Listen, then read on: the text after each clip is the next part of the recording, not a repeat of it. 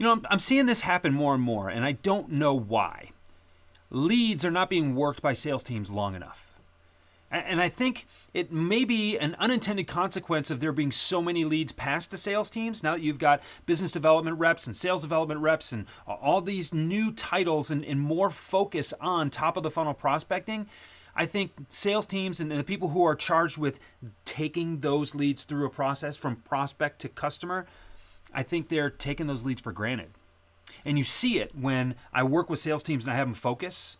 And I say, no, you only get to pick a predetermined amount of leads to work with. And then you've got to work with them until such a point that's predetermined for every different client of this is when we can say it's enough and it's time to move on. It's typically 3 or 4 times longer than they're working those leads currently. But here's the deal. The revenue tends to go up 3 or 4 times as well. You see, when you take a lead and you give it the respect that it's due because someone has identified them as someone you can help. When you take that lead and you work it through a process and you stick with it a little longer than you thought you needed to because you're not just looking for a quick win, a one-hit wonder, a bluebird to save your month when you haven't done your job until that point, things get a lot better. You can do more with less.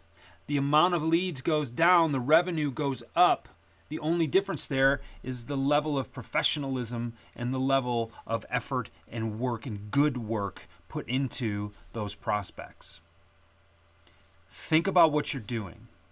I know it's easy to just scratch off lottery tickets and see if this is the winner, and as soon as all that little silver paint is off the card, you decide if it's a winner or not and you move on to the next one. That's not selling. You know that. I know that. Stop it.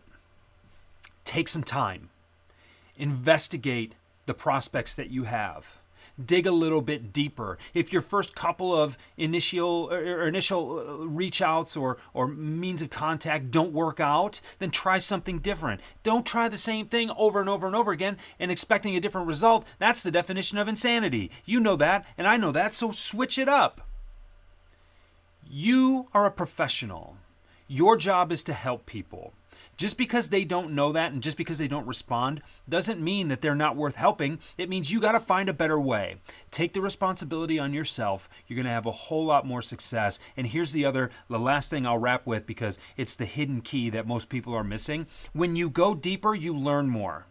When you learn more, you get feedback that you can help to develop yourself into a more effective prospector and salesperson. And then you get better at it. And when you're better at it, you get more of what you want, which is why you do this in the first place. So don't short yourself. Don't short your prospects.